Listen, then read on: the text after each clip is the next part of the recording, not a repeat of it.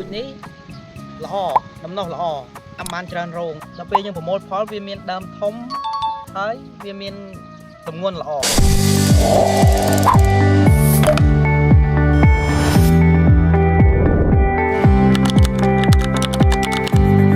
្ញុំឈ្មោះវីឡុងខ្ញុំនៅសង្កាត់កបីរៀលនៅក្រុងសៀមរាបខ្ញុំដាំបន្លែរយៈពេល7ឆ្នាំមកហើយខ្ញុំគិតឃើញថាពូជនេះល្អដំណោះល្អពេលយើងសាបទៅដំណោះល្អហើយច្រើនយើងដាំបានច្រើនរងហើយគុណភាពធាងវាមកលូតលាស់បានល្អហើយធាងញើកច្រើនហើយអត់ងាយអុចស្លឹកនឹងឆេះចុងស្លឹកក្នុងការដាំយើងយកមកស្ទូងគឺការលូតលាស់របស់វាគឺល្អដល់ពេលយើងប្រមូលផលវាមានដើមធំហើយវាមានទម្ងន់ល្អសាឡាត់ពូជស្អាងនេះគឺខ្ញុំប្រើអស់ពីកញ្ចប់ក្នុងផ្ទៃដី1500ម៉ែត្រការ៉េ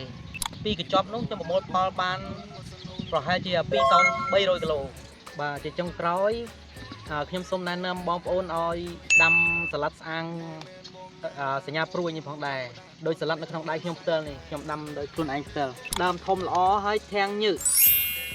ហើយវាមិនឆេះចុង